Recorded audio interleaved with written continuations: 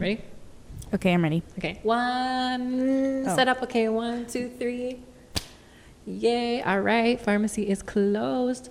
Welcome back to When the Pharmacy is Closed podcast. I'm one of your co-hosts, Chris. And I'm your other co-host, Clarissa. This is our 4th episode. Woo, going strong. Going strong. If you notice that we're in the same clothes, say nothing about it. Yeah, if you're watching the video, say nothing that we're in the same clothes. Did we switch seats? Yes, we did, just so we look different. Just to add a little bit of spice. Be proud of us. We put in that effort. So for this episode, we thought it would be fun to kind of talk about our experiences as technicians. We have 2 different perspectives. 2 different perspectives. I have worked in a community setting for 2 years in 2 different pharmacies. 2 different companies, I should say. And I've worked in inpatient pharmacies, a rehab facility versus also a hospital for 4 years now. Wow, 4 years? That's a long time. I know, right? I sound like a fully seasoned technician. You are a fully seasoned technician. You're almost going on 5. Well, this is your 5th year, right? I believe, yeah. In December, I would have been at Del Sol for 2 years. And that would be 5 years. Yeah, going on your 5th year. I took a little break from working as a tech, but we'll get into that right now. All right, so where should we start? Who wants to start? Shall we start with pharmacy or community? Pharmacy or community? I think that's the same thing. Hospital or community? Either or. I guess we can just go into our roles before we start comparing. Sure. Okay, so do you want to start or do you want me to start? You mean kind of like the responsibilities of a technician in said setting? Yeah, responsibilities in said setting. Do you want to go first? Yeah, so I'll go for it. I'm mainly going to focus on the hospital pharmacy because I must say, like the rehab facility I used to work at, it was kind of like a catch-all for one technician. One technician kind of did it all. Okay. Whereas I think hospital, it's a lot more diverse what you're going to do. Okay. So for context, I work at Del Sol. It's the hospital on the freeway, if you don't know, one of the major hospitals in El Paso. Mm-hmm. And a technician could have, I want to say there's about 8 to 10, you could have 1 of 8 to 10 different shifts. Wow. So you could either be a runner, you could be an IV room tech for the day, you could be Pyxis, you could be a narc tech, you could be a project shift, you can be Pyxis optimization. In my case, I can be intern. Okay. That 1, 2, 3, 4, 5, 6, 7, 8, 9, 10. And that's all the different roles you can have. That's a lot. Go more into detail about each role later. Okay. Or shall I go now? Oh, I can go if you want me to go. Should I? I mean, I can explain. Well, let me explain each one briefly, really quick. Okay. Okay. So runner. The runner is responsible for delivering any medications to the nurses. Mm-hmm. If any of the machines can be Pyxis, they can be Omnicell. There's a bunch of different companies that'll do it. If any of the medications in the machine hit a minimum or go out of stock, then we get a report, and it's our responsibility to refill it. So medications to nurses, refill the machines. If any of the machines have like a pocket that's not working, then we have to go fix it. What else is there? Any IVs that have to go up, we have to take them to the nurses or to the patient medication rooms. And the goal for the runner is to do that every hour on the 30. Okay. So usually what we'll tell nurses when they call for a medication is they'll be like, oh, I'm looking for this medication for so-and-so room.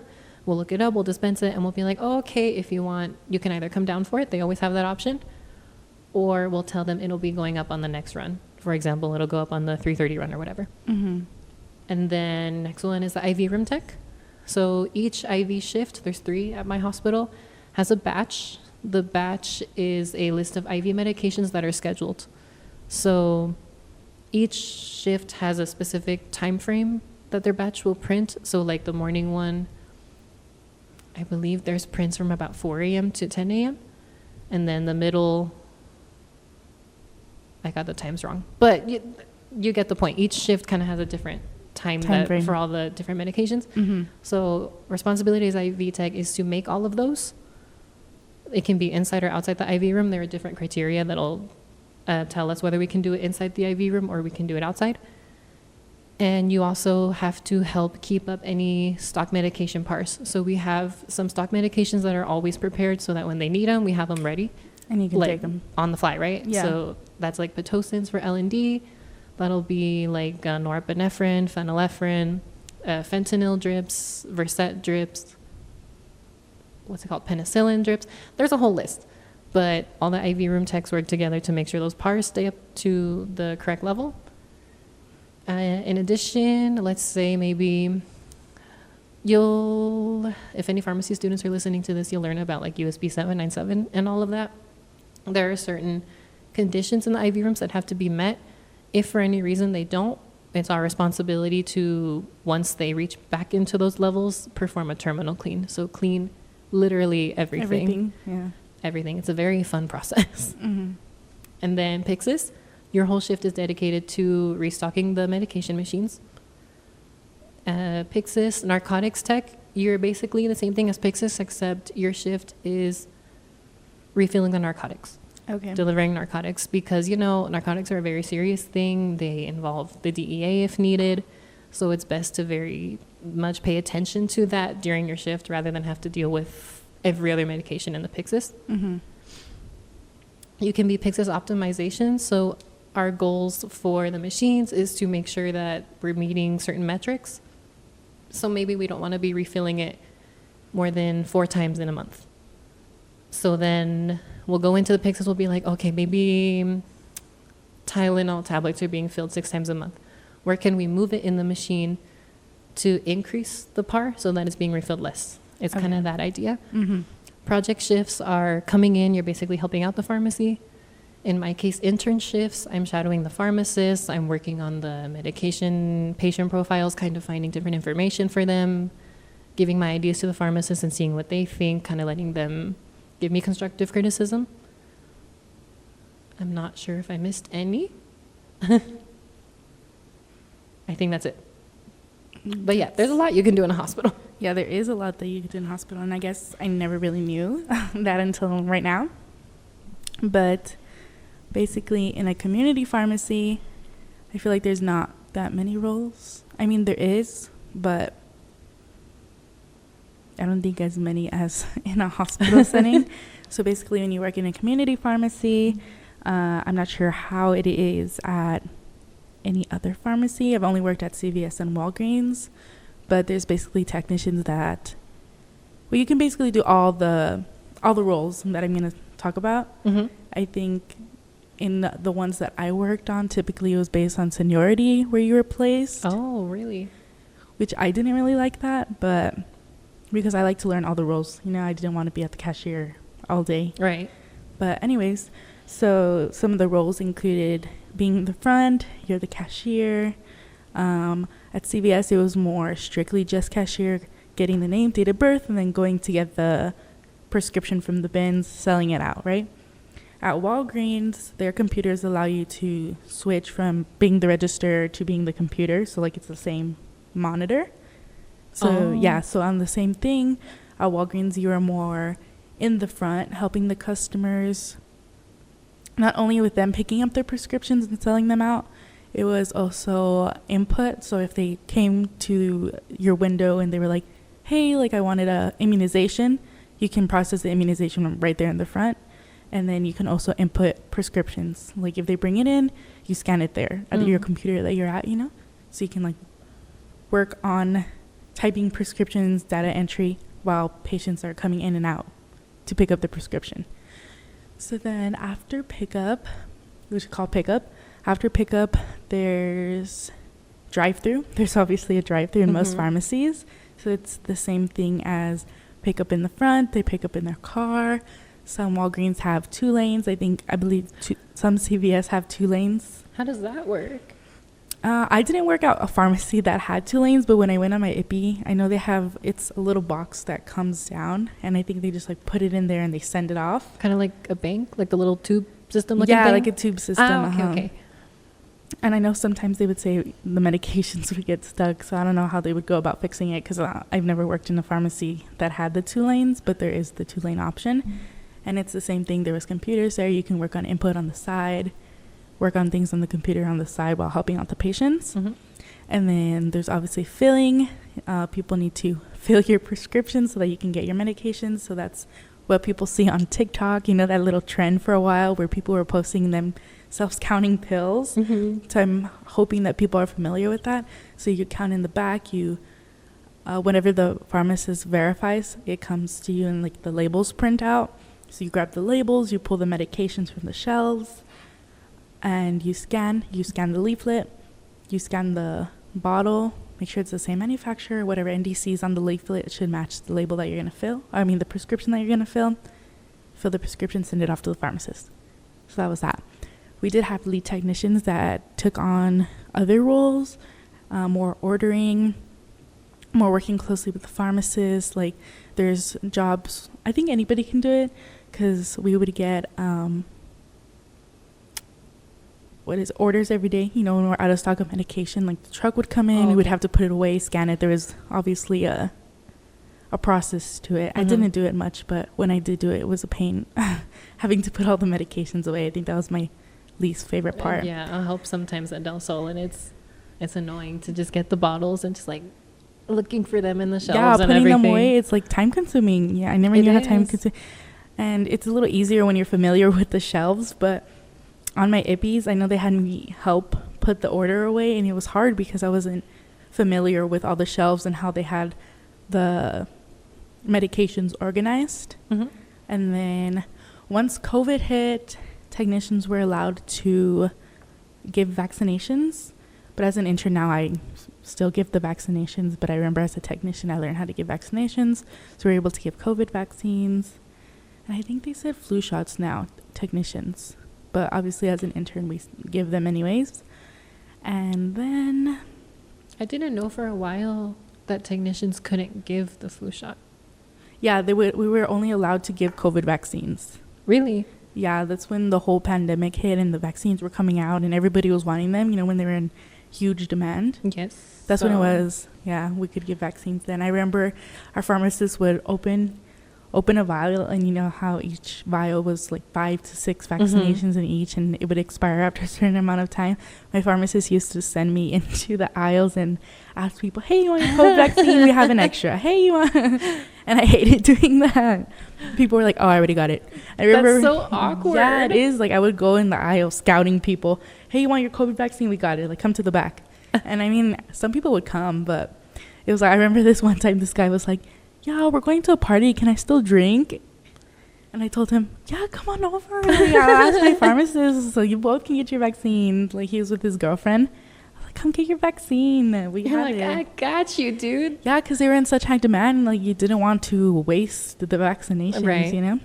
But, yeah, we were able to get vaccinations. And then another role that we took on was COVID testing, which was a whole, not a mess. It was just another responsibility that was added on top of all the other work that we already had to do, you know? Mm-hmm. So I remember when I was working at Walgreens, they would assign like a specific tech that day to do the COVID testing. So people would come through the drive-thru, they had to make an appointment. Sometimes there was a mess, people would just want to be walk-ups. And if we were flexible enough and if we had time, we would tell them, okay, come back later, I could take you as a walk-up. Mm-hmm. But it was mainly by appointment. What else? So at the time, there were enough COVID tests that they could dedicate a whole shift to that? Yes, it was so crazy. I would be there all day. And I liked COVID testing because you didn't really have to do much else. But you would have to wear your gloves. Obviously, we still had to wear our masks. So what I would do is you would get the patient's order, right? And then, you know, verify the name and date of birth, make sure it's them. So then you would send the swab in the little container thing. They would get the swab, and then I had a practice one, so I would like rip it open, and then I would show them how to do it like 5 times in each nostril, and then you like put it back in. Oh. And you're watching them, making sure they do it, and then they would send it back in the thing. You would take in the little tote, you would take their sample, and then we had the vaccination room turned into that, so we had to make another vaccination room. So in there was like 2 little machines, and then you would test it right there. So like you would be in charge of testing it, and you would get the results in maybe like 10 to 15 minutes. So you knew how to do the testing too? Yeah, it was super easy. There was like a kit, and there would be like 2 different steps. So there was 2 machines running. So you kind of had to manage your time with, because it would pile up. Like 2 machines with 2 different samples, or they like each sample had to go through both machines? Yeah, so each machine could only take 1 sample. Ah, okay. They were little machines. So you would put in the thing. There was a medium that you would put, and it would warm it, and then you would put the swab, and then you would put the swab back, and then you had to discard the swab, and sometimes if it didn't work, it was like a whole complicated process. She's a whole scientist I'm over a here. whole scientist, but that's just some things that we would do as a community technician, just briefly, until you want to ask questions or get into whatever you want to talk about. Well, I guess let's talk about like some major differences. One thing, maybe I want to talk about maybe like the numbers. So I believe in hospital pharmacy, I had just counted this just, you know, to like tell my family about it, just because I don't know, it was a cool number to me. Yeah. I think we have about 22 technicians. Oh my goodness. And then pharmacists, there's over 10 for sure. Wow. I want to say somewhere from maybe like 15 to 20 pharmacists. And that includes both in-person and, I don't know if the word's remote, IT pharmacists. Okay. And remote pharmacists that kind of do like online prescription verification. Yeah. So the team within a hospital is quite large. That's super big. I didn't know how big it was. Whereas like in a community pharmacy, there's only maybe 1 to 2 pharmacists working at a time. And then I forgot the ratio. We learned it in law. What's the ratio? I believe it was, Dr. Davis, please don't come for us. I know. I believe it was 6 technicians to 1 pharmacist. Yeah, that seems about right, because usually there would be 2 people filling, 2 people in the front. That's 4. And then if we needed extra, maybe like 5. Yeah, like 5 to 6 technicians at a time. The least amount, maybe 4. So there was like 1 person. No, 5, because there was 1 person working on phone calls, data entry, usually 2 to 1 person, 1 to 2 people filling. And then there was always 2 people in the front and the drive-through. So 1 person in the front, 1 person in the drive-through. And then if there was backup needed, we would have somebody else back us up. That's crazy. And then I was also noticing you brought up your IPI a lot.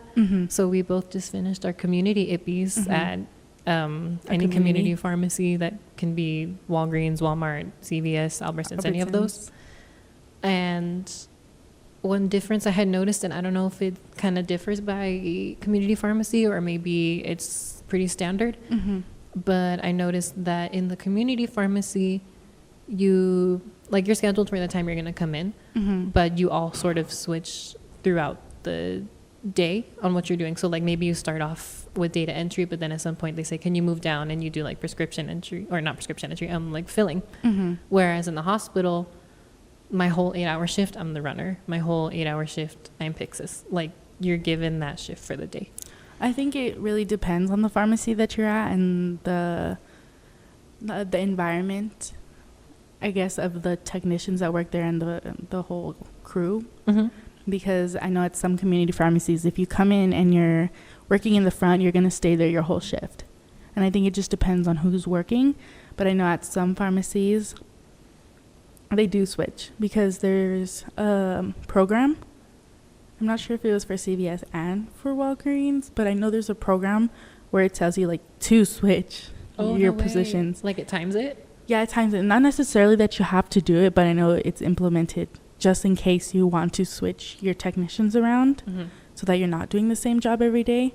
But I know at some pharmacies, if you come in and you're doing the front, you're there all day, unless you leave and you need to go to that role, like to fill the person's role that just left, unless that happens. Because I know that the pharmacies that I was at, I had mentioned that it was more of a seniority thing. Right, okay. So I know when I got hired at both pharmacies, I was primarily in the front, because that's the easiest thing to learn. So how would they kind of rank, I guess, to kind of visualize it on what was a better shift versus what was for the least seniority? For the least seniority, quote unquote, I think was in the front. Because I feel like nobody wants to be in the front as a technician. And not that we don't want I'm not going to classify myself as the we, because I kind of liked being the friend sometimes. Mm-hmm. The only time I would get upset is when I wanted to learn more things, because I feel as I was working more, I got better with patient contact. I was the person to go to for Spanish translation, or, I was that person. I was always in the front. So I feel as like I got good in that, Mm-hmm. So I wanted to learn more things. So I feel like the least seniority spot was working in the front. And the most was obviously working in the back filling prescriptions. It's the easiest thing. You're in the back, you're not seen, you're not bothered, you're just in the back. Wow. I think I would kind of be like you, actually, because maybe it's just because that's just how it went on my AP, but I kind of got tired of filling because that's all I was doing. And I love filling. It's so therapeutic to me. I like it and all, but after you do it for like 5 days straight for 7-hour shifts, like it got old, and I really would have liked the opportunity to, I don't know if like legally interns can work like with the cashier and stuff in the cash registers. Yeah, we can't. So yeah, I never saw that side of it. And I kind of wish I was able to have more of that sort of patient interaction. Well, next time you go on an IPI, maybe you can shadow the people in the front, because I know my pharmacist said that I could shadow any position that I wanted, just so I can see how the technicians interact with the patients. And I mean, I already had that experience, so that's not something that I wanted to do. I wanted to shadow the pharmacist and see how he did data entry, how he verified prescriptions once they were filled, once they were typed, But I would definitely recommend asking to see if you can shadow a technician, because they do a lot, And I feel like Right. people don't understand that it's more than counting their pills and putting it into a bag and then they pick it up. Mm-hmm. Because technicians in the community setting are in charge of typing your prescription, figuring out your insurance, calling the doctor if your insurance needs a PA, like a prior authorization. Technicians are in charge of all of that, and they're helping the pharmacists do that. They go find you your your medication in the aisle. They do a lot. And I feel like people don't understand that. And that's a huge difference from hospital pharmacy. So like you mentioned things like insurance, and you mentioned like patient interaction. Mm-hmm. I have minimal to zero patient interaction in the hospital. Wow. So like the one time I maybe was going to interact with the patient, it was to, there are some requirements the pharmacists have to hit, at least at my hospital, and that's that they have to do so many medication reconciliations in a given year. Okay. In short terms, that kind of just means that you're getting a patient's medication history and comparing it to their chart and seeing like, are they taking the medication correctly? Are they adherent? Are they adherent? Are these medications, like, are they taking it for an actual reason? If not, why are they taking it? Doing stuff like that. So the one time I was going with my pharmacist to do that, I wouldn't count it because the patient didn't actually they didn't know what medications they were on at the moment. And, I don't blame the patient at all. Yeah. But I mean, that's just to tell you, in the 2 years that I've been at Del Sol, that was the most patient interaction I've had. Wow. And I think I'm not sure if it's hard for you, because our first year of pharmacy school, that's all they taught us was how to interact with the patient. So I'm not sure if going on your IPI was hard to talk to patients. It was. I mean, you know me. I'm a very shy person. Mm-hmm. Like, if I don't know you initially, I can be very quiet. I'm closed off. Like, it takes a lot for me to warm up to somebody. Mm-hmm. And a lot of me coming out of my shell, being more comfortable talking to strangers, has really come from this first year of pharmacy school. Yeah, and I think that's what's good about the community pharmacy setting.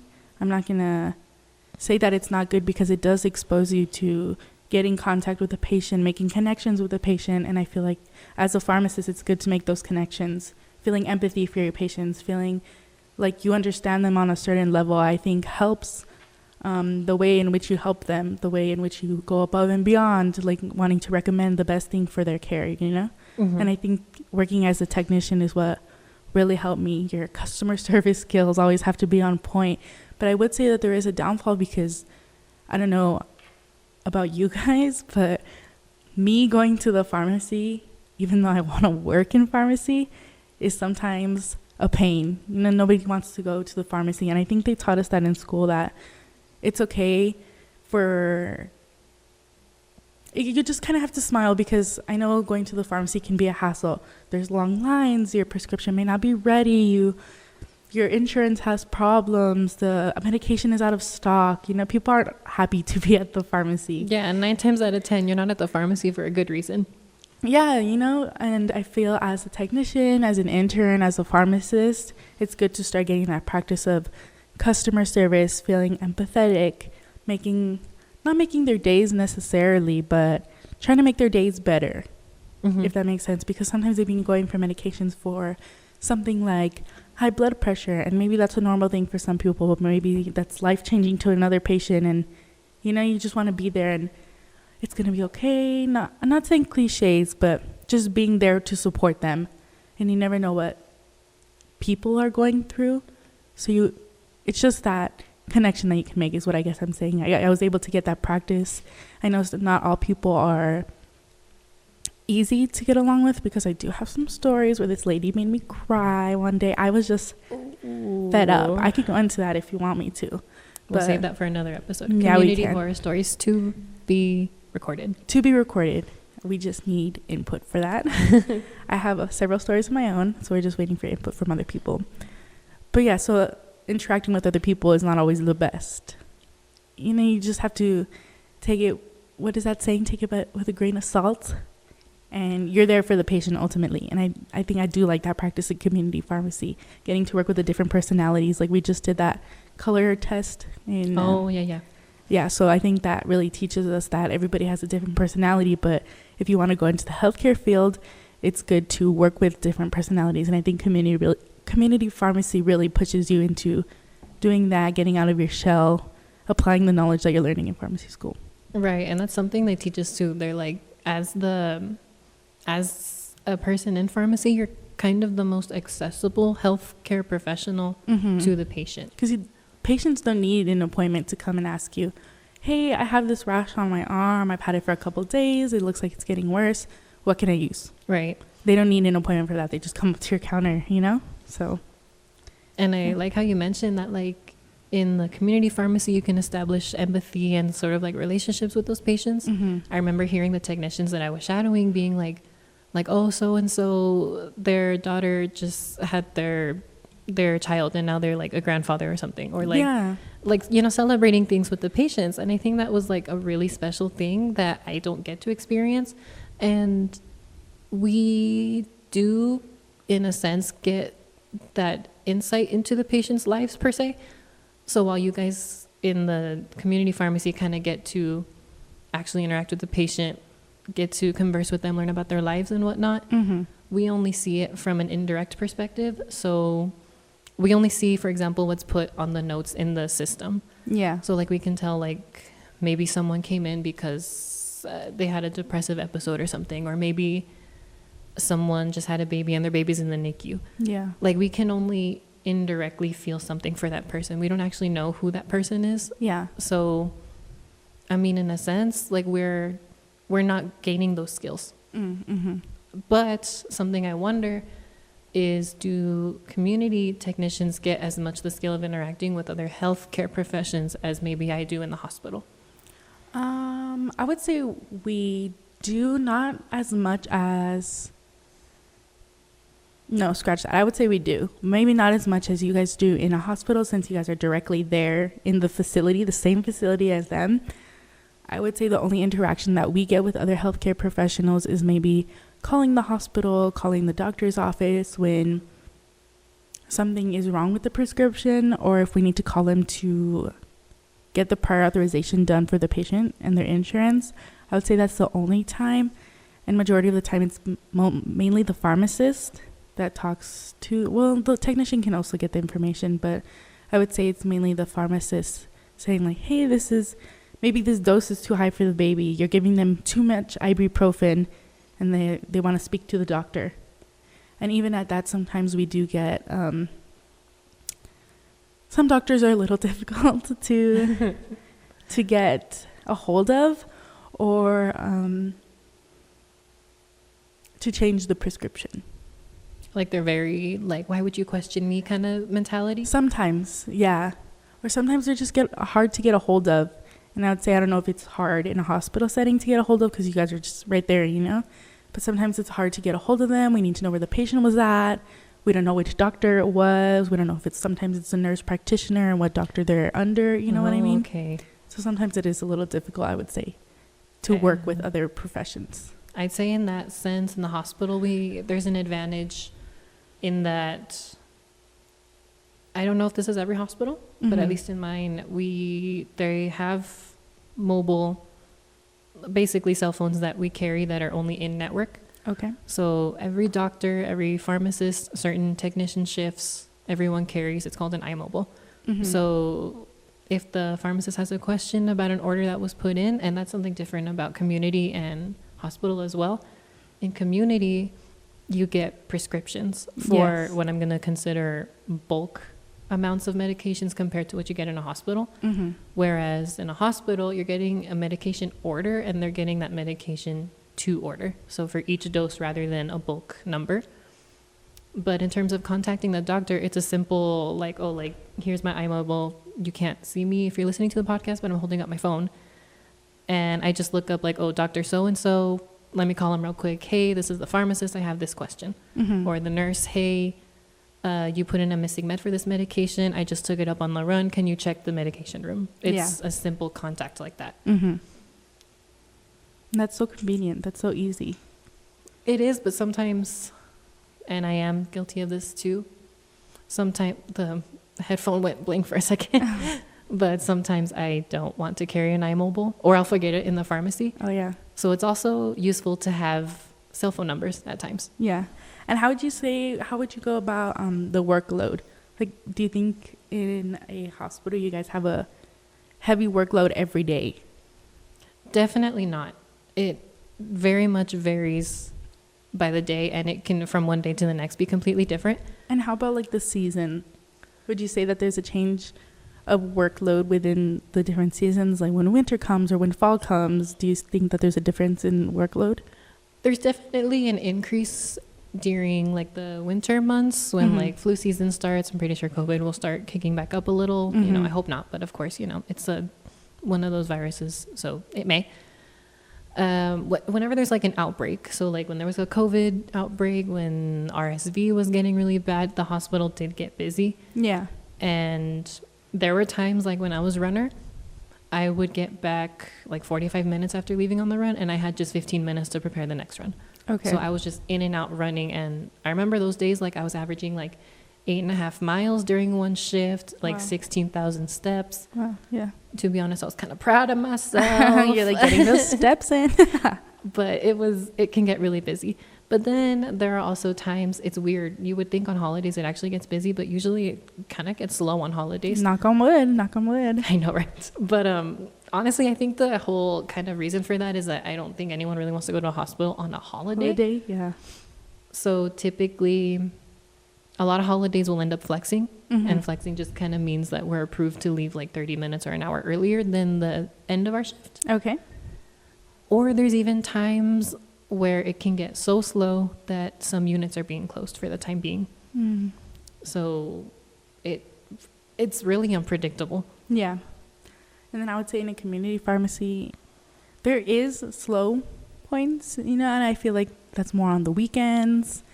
Everybody's at home, relaxing. But then there are some points in the weekend when there's only 2 technicians and it always gets busy because everybody's running their weekend errands. And surprisingly, when I've worked on holidays, it's been busy. And they don't schedule a lot of technicians to work. They only schedule 1. They only schedule 2 technicians. And I've been so surprised that people want to come on their holiday. Not that they want to come, but they're there picking up their prescriptions. What are you doing here on Christmas? What are you doing here on Thanksgiving? On Christmas too? Yes, I worked with, I forgot which holiday I worked. And there was so many people. So many people. What are you doing here? So in terms of holidays, I think it varies by the pharmacy as well. But were yours open during all holidays? I think it depends on the pharmacy. My 24-hour one was open. And then when I moved to Walgreens, some weren't. So yeah, that's something else that differs. The hospital's open 24/7. Okay. So last year I worked Christmas Eve, Christmas, New Year's Eve, and New Year's. And you know, I mean, it is what it is. Yeah, it is what it is. But I mean, I think going into hospital, you have to accept that. That, you know, you're going to have times where you're on call. You're going to have maybe like during summer. I mean, summer break doesn't necessarily exist for that. And I mean, you chose a clinical setting. Yeah. So it's something that you really have to be dedicated to. Yeah, and then also going on the workload, I feel like when school starts, the workload gets tough. Also, when flu season comes around, you know, people want their shots. I mean, we give shots year round, but especially during flu season, COVID season. Right. When it like gets the busy. numbers start going up. Yeah, when everybody's getting sick, everybody needs their Medrol packs. They need their Z-Pack. The classic Z-Pack. Yeah, the Tamiflu, you know, they need their antibiotic. Everybody's sick in the fall. So I feel that's when it's at its peak. There's also at different points of the day where it's busier. You know, in the morning, it's relaxed. Everybody's at work. During the day, people are at school, work. And then it hits 5 o'clock and everybody's at the pharmacy. It's a rush. Like, it's rush hour because everybody's getting off work. You know, everybody's getting off work. Everybody's getting off school. They want to stop at the pharmacy, pick up their prescriptions. So it's the complete opposite in Really? the hospital. Like, I know if I'm scheduled as a morning runner, like, I pretty much expect it to be busy. Busy? Yeah. That's what I like about the runner. The shifts usually go by pretty fast, especially if you work in the morning. So mornings, I always expect it to go fast. If I'm scheduled in the afternoon, Yeah. after shift change for nurses, which I think that typically happens around 7, super slows down. Maybe the patients are all asleep, Chris. Well, I'm pretty sure that's why. Yeah. But I mean, the doctors have gone home. There's typically no surgery scheduled after that. Yeah. So, you know, afternoons are usually slow, and like sometimes they'll even have some downtime to maybe help out in the pharmacy or I don't know, even work on something from school or something. Yeah. There's 2 other differences really quick that I noticed possibly. One are, I think the stressors differ in hospital and community pharmacy. How so? So in hospital pharmacy, sometimes your role can come down to like, I need to do this now, or a patient might not make it. Okay. So I can recall certain times that, like, we all know when a patient's coding. First off, I mean, you know, they call like code blue room, whatever, what unit. You're like, get the crash cart. Well, thankfully they have crash carts on every unit. Oh, okay. We're responsible for replacing them when they bring them back down for replacement. But every unit has one ready to go. Okay. But there are times that, like in the IV room, if a patient is crashing, we don't schedule those medications because obviously, I mean, you're not scheduling a code. Yeah, it's happening real life, real time. Right. So when we're in the IV room, the queue can be completely clear, and all of a sudden we just see like 4 lines pop up of red, and red means it's that, like, get it done as fast as you can so we can get it up there. And it'll be like, they'll be not hard IVs, but more, you have to take out the extra fluid. Yeah, more intricate. It's not a straight drawn chute. So like, it'll be like a norepinephrine, a phenylephrine, an epinephrine, a vasopressin, a Presidex. Like, the list can go on. Yeah. And if you're the only one in the IV room sometimes, and there are times that you are, you got to get it done as fast as you can. And the pharmacist can be calling in. He'll be like, hey, we need those medications. And, you know, I mean, you can only work so fast. Yeah, especially if you're the only one. Right. So a lot of times, like, that can happen. And I'll be thinking to myself, I'm like, oh my gosh, like, I hope this patient makes it. And I hope, like, because I'm taking so long, I'm not the reason there's any harm to them or something. And, you know, it can get scary at times like that. Yeah. Yeah. And what would you say, like, the stresses are for community pharmacy? Everything? I feel like a lot has to do with, because you have patient interaction. I think the patients are my main stressor. But I love the patients. Yeah, I don't think it's the patient themselves. I think it's they expect you to solve every problem that may come up. And maybe sometimes you don't have the solution. Yeah, and they get so upset. Like, when it's the insurance's problem or it's the doctor's problem, I can be the mediator for them. I can call the doctor and stuff, but sometimes I feel as if, not for people to take this the wrong way, but I think sometimes it's the patient's responsibility. You know, it's their medication. Of course, I'm going to go above and beyond for you, but I'm not the one who needs the medication. You know, it is my job. I'm not going to say that it's not my job, and I am going to go above and beyond and do whatever I can do for you. But to a certain extent, if you don't have let's say if you don't have a refill, I can send as many refill faxes to the doctor as I want, but it's up to them to also call the doctor. Hey, I need a refill on my prescription the pharmacy's been sending you. You know, they've been sending you faxes. Do you think you could refill my medication? Mm-hmm. We can't do that for them. I mean, we can, but if they want it, they should also put in the effort. Right. You know, that's one of my main stressors. I think there are certain things too that you guys aren't the only role involved. Like you have third parties per se involved. Like you have to call a doctor, you have to call the insurance. Mm-hmm. Whereas a lot of times the nurses, they'll call us, they'll be like, even like sometimes they'll call us like, oh, hey, patient in the ER, I need, I don't know, like I need a benzonatate or whatever. Mm-hmm. And I'll go look at the profile and it says it's a discontinued order.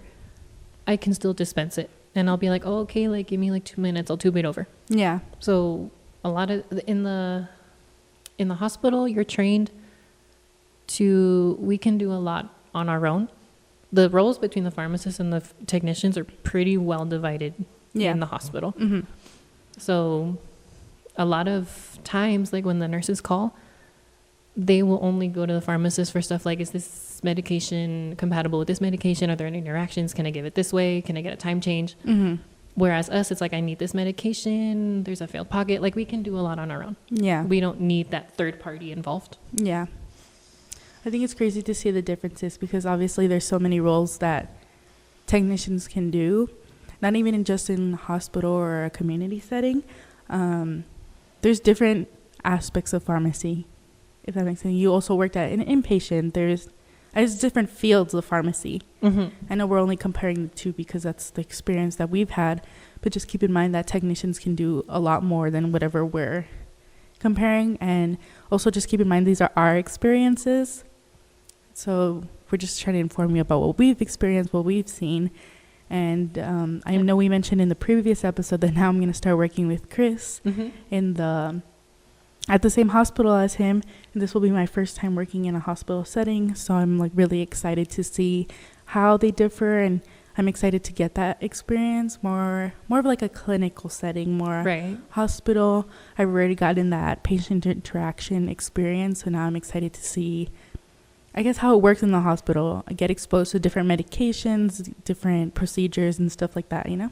Mm-hmm. And I like how you said different medications because there's a huge difference between community and hospital, the common medications that are used. Mm-hmm. I mean, I know like in the hospital, the ones I see all the time are like Protonic strip. I see Presidex used all the time. I see magnesium, calcium, stuff like that. Mm-hmm. And then in community, it can be stuff like Claritin. Yeah, it's stuff like that more people are familiar with. Like sometimes you mention the drugs that you deal with in the hospital, and maybe I've heard the names, but I have no idea what they're for. Mm-hmm. So I'm excited to just dive into more of what different medications there are, especially the most common ones that are used in the hospital. Because I know Abraham did mention that there are fast movers in the hospital and there are fast movers in community, but obviously they're super different, you know? So I'm just excited to gain that new experience. It'll be very exciting. I'm excited to train her. Yeah, he's going to train me. And then Chris has also got an experience in community through our IPI. So it's not that we don't relate to each other. So I'm glad that we each have a little bit of insight into what we've done for work, and that we just credit all sorts of technicians. All pharmacy jobs are hard. We're all hardworking. We all put in that work in order to get the best outcome for the patients, I think. Mm-hmm. So I really enjoyed learning about the hospital pharmacy. I hope you guys learned a lot, and I hope you learned a lot. I did. Thank you. Yeah, it gave me a different perspective, I should say. You know, there's a lot of roles that I didn't know that were in the hospital setting. I'm pretty sure that you learned a lot of roles in the community setting that you weren't really aware of. You know, and hopefully, hopefully people listening to the podcast that have never really put much thought into what pharmacy technicians do, what pharmacists do, what pharmacist interns do. Hopefully you've gained like a new insight into what we do. Is not just counting pills and selling them out. There's so much more behind the scenes that we put into to get you your prescription. Mm-hmm. I don't know, Chris, if you want to put in the plug for our social media. Yes, so we do have an Instagram, a TikTok, and a YouTube. Mm-hmm. Forgive me. Don't know the names by. It's okay. So while he pulls up the TikTok and the YouTube, our Instagram account name is When the Pharmacy Closes, just exactly like our podcast. And then, give me 1 second. This is awkward. So on TikTok, we are wtpc.pod. And then our YouTube. Our YouTube is RX Closes Pod. All right, so that's where you can see the video version of the podcast if you're more of a visual person. All right, we thank you for listening. We hope you guys come back and listen to the next episode. We had a really good time comparing hospital pharmacy versus community pharmacy. Thank y'all. All right, thank y'all. See you in the next episode. Bye. Bye.